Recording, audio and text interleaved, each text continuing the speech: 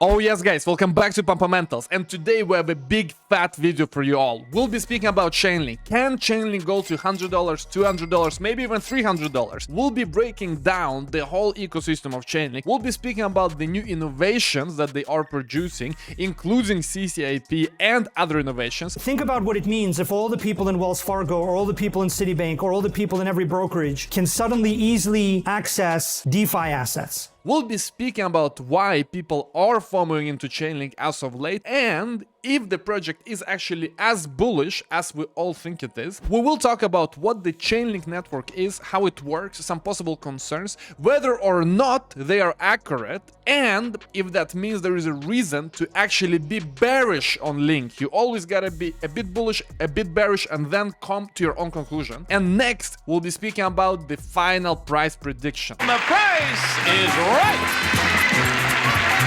Stay tuned until the end, smash up the like, subscribe, and let's get started.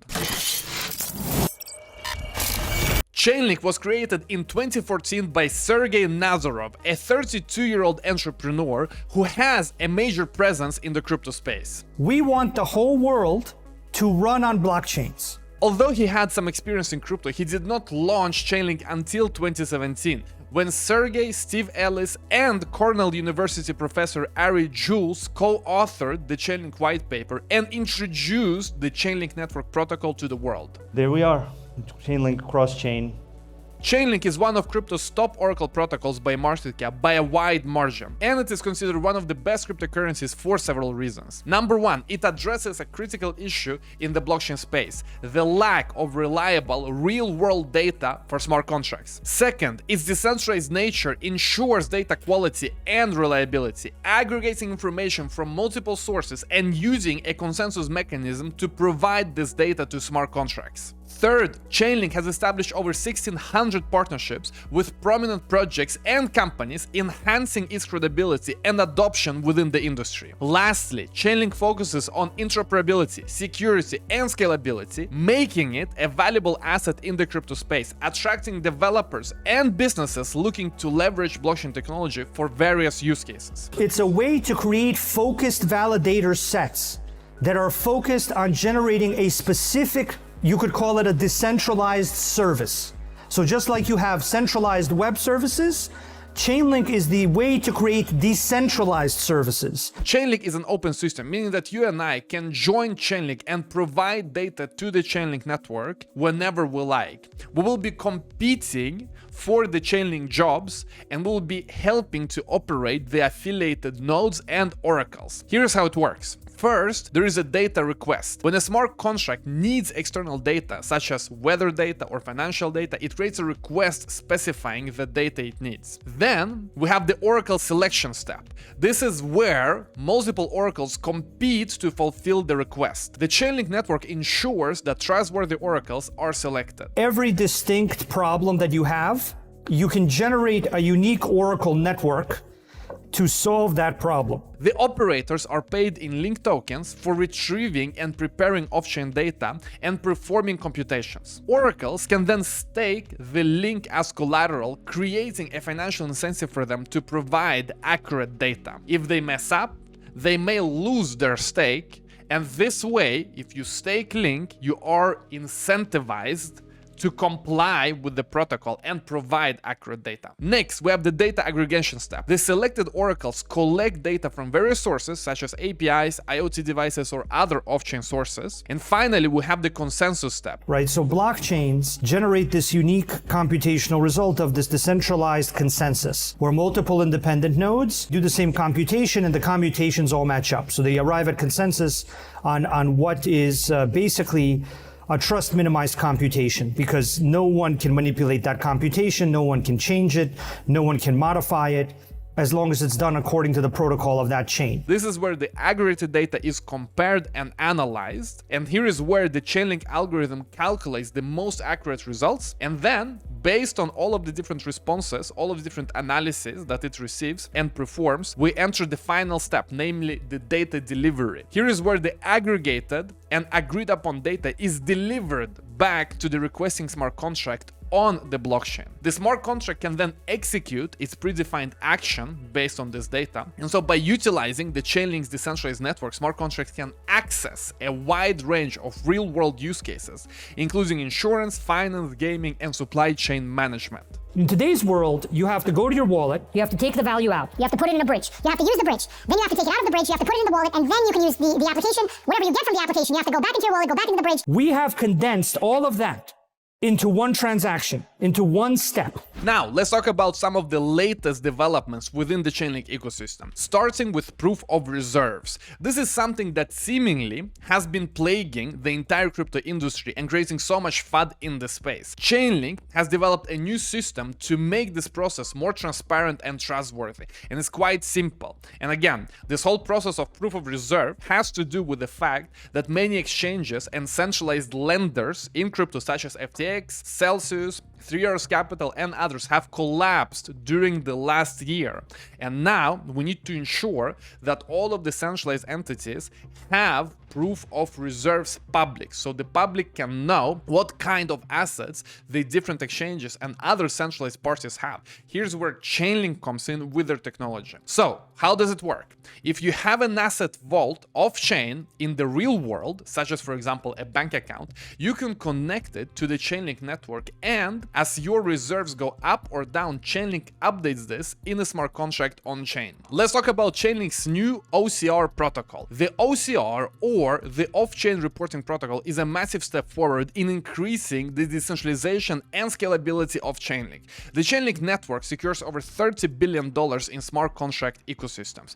OCR 2.0, as it's called, further enhances its capabilities, increasing security and reducing operating costs by up to 90%. The OCR protocol allows nodes to aggregate their observations into a single report off-chain using a secure peer-to-peer network. The most immediate benefit to DeFi and its users will be a 10x increase in the amount of real-world data that can be made available to smart contracts. This is about making millions of individual decentralized services that can be combined into highly advanced decentralized applications. This massively increases the amount of use cases available to the average dApp developer, and of course will have a massive effect on the innovation and speed of development, as more and more developers can leverage these newly available datasets for a wider range of financial products and markets, as the price of getting the real-world data on-chain becomes cheaper and cheaper. And the reason that's important is because the net value that can flow from those places is in the hundreds of trillions of dollars. That's what we're talking about. Smart contract developers will have more access to external data, allowing them to service new industries and unique use cases. The OCR brings other notable enhancements to the Chainlink network, including, number 1, increased decentralization of Oracle networks, number 2, higher frequency of on-chain Oracle updates, number 3, cost-efficient onboarding of new nodes, number 4, reducing on-chain network congestion, number 5, reducing Oracle network latency. These improvements from OCR 2.0 enabled by Chainlink nodes allow them to aggregate data at zero gas cost using the distributed peer-to-peer network. The launch of OCR represents the single most significant upgrade in the history of the Chainlink network. Now, let's speak about CCIP, introducing the cross-chain interoperability protocol for decentralized interchain messaging and token movements with Chainlink. CCIP doesn't have a chain, doesn't have any way to do settlement. It's just a way for one chain to send value or tokens to another chain together with a message that can trigger outcomes in that chain. Translation. This is bullish. CCIP enables users to programmatically transfer tokens from one blockchain to another. In the multi-chain world that exists today, accessing these blockchains within a single application promises to drive cross-chain smart contract development, similar to the surge seen in DeFi, NFTs, and on-chain gaming when decentralized oracles were first introduced. Previously, developers who wanted to build cross-chain applications faced massive challenges due to the fragmented token bridges, messaging protocols, centralized bridges, blockages and other problems, including the security issues surrounding bridging. These problems have led to significant financial loss and hindered cross-chain innovation in the past like crazy. To meet the growing demand for these interchain solutions, Chainlink has created the CCIP protocol as an open standard for cross-chain communication. This establishes universal connections between hundreds of blockchain networks, both public and private, enabling cross-chain applications across all ecosystems. Practically, you can imagine making a trade on Solana and the trade gets routed through different liquidity pools across many different chains, including Ethereum, Layer 2s on Ethereum, and so on and so forth. As the largest oracle with the most partnerships, Chainlink is more than well suited to provide this cross-chain communication protocol to the ecosystem. CCIP takes us to Chainlink's collaboration with the SWIFT network and the Australia and New Zealand Banking Group, or ANZ. The value and the message moving together is revolutionary. It's going from a sequential world of messages, then value transfer in domestic markets, to one of cross-chain message and asset transfer. And that's a real breakthrough. SWIFT stands for Society for Worldwide Interbank Financial Telecommunication. It's a global messaging network used by banks and financial institutions to securely exchange information and instructions for international financial transactions. When you want to send money worldwide, you normally use SWIFT. It's a way of sending money from one country to another. SWIFT is a member-owned cooperative whose shareholders represent around 3,500 member organizations. Chainlink will now be used as an enterprise abstraction layer to connect the SWIFT network to the Ethereum Sepolia network, which is a testnet. SWIFT and Chainlink successfully conducted tokenized transfers using CCIP across multiple blockchains, emphasizing the potential of tokenized asset markets. In June, SWIFT announced that it was testing blockchain interoperability with over a dozen of financial institutions on the Chainlink network. You folks can think of banks as wallets. They're huge wallets. This collaboration included BNP Paribas, BNY Mellon, and Lloyds Banking Group, all exploring asset tokenization to enhance financial markets. In an interview on CNBC, Chainlink creator Sergey Nazarov says that the collaboration with SWIFT That's going very well. All the key goals we wanted to achieve were achieved. We were able to use SWIFT messages for initiating blockchain events through CCIP. We were also able to connect multiple private bank chains so that different banks on their respective chains could transact with each other from their chains. And we were able to connect those private bank chains to public chains so that those private banks could also transact with public chain contracts like DeFi. And so all three of those goals were successfully proven to work securely, efficiently, and in a scalable, efficient way. Chainlink has also successfully collaborated with the Australia and New Zealand Banking Group, or ANZ, to explore Chainlink's cross-chain interoperability protocol, enabling ANZ-issued stablecoins to work across various blockchains. This collaboration highlights how CCIP can revolutionize the adoption of tokenized assets among financial institutions, simplifying user access to digital assets. This development reflects a broader trend within the financial industry, where traditional institutions are increasingly integrating blockchain and digital assets to meet evolving client expectations. We'll see how much scalability we can squeeze out of every L. Eventually, it could be like Mario Brothers. You know, you can just, what level are you at? What level am I at? Now, let's explore a possible worry within the Chainlink ecosystem. In September, Cointelegraph published an article titled "Chainlink Downplays Worries After Users Notice Quiet Change to the Multisig." Chris Black, a popular crypto researcher and self-proclaimed fiat adversary, took to Twitter to call out Chainlink for quietly reducing the number of signatures required on its multisig wallet from 4 out of 9 to 4 out of 8. Black drew attention to an original post from a pseudonymous user that showed that the wallet address had been removed from the multisig wallet without any announcement being made by Chainlink. Tweeting, "Chainlink multisig has removed the signer and is now a 4 out of 8 multisig. This multisig can change any Chainlink price to provide any price that it wants to provide." Basically, by having control of the multisig, you can put any data in any smart contract, potentially messing up the DeFi world and all the contracts and all the financial automations that rely on accurate data provided by Chainlink. And so Chris Blake continues saying that the price feeds are centralized under this multisig. Also tweeting, the entire DeFi industry, VCs, DAOs, devs, everyone, is colluding to hide the fact that if 5 people chosen by Chainlink ever decide or are forced to go rogue, the entire DeFi ecosystem can be intentionally destroyed in the blink of an eye. According to Black, decentralization risk inherent in Chainlink extends to a range of mainstream DeFi projects which rely on Chainlink's oracles for price data. And while Chainlink has vaguely responded to Chris Blake, we're yet to see a true debate between Chris Blake and Chainlink. Personally, I would love to see that. I would love to have this topic fully ironed out and to know exactly what the risks are and to know who is actually able to change any price feed in Chainlink. Who are the people? How are they elected? What kind of interests do they have? And how are their powers controlled? Let me know in the comment section whether you share the concerns of Chris Blake.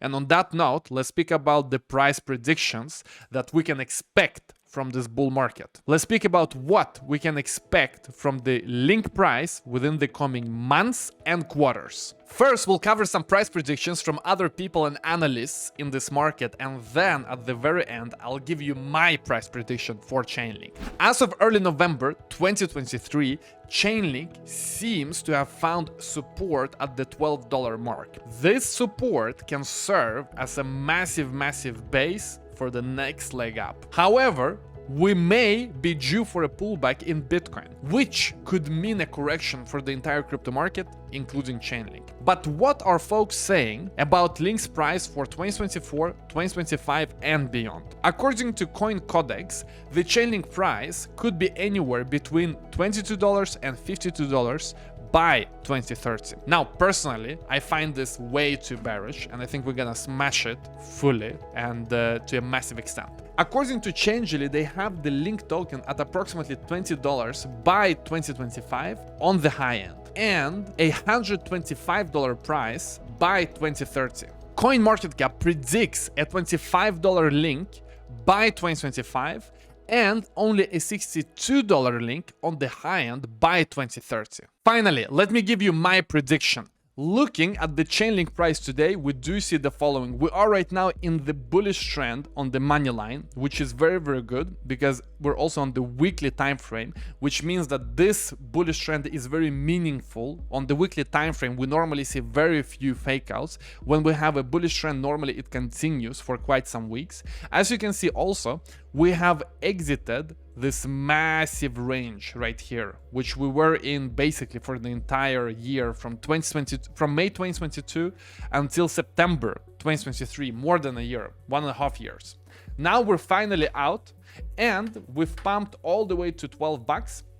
And right now we're facing some resistance here at this $12 to $14 level, which I think will smash very soon if Bitcoin continues to rally. What's important to note that if Chainlink goes to all-time high, we'll have a $53 Chainlink.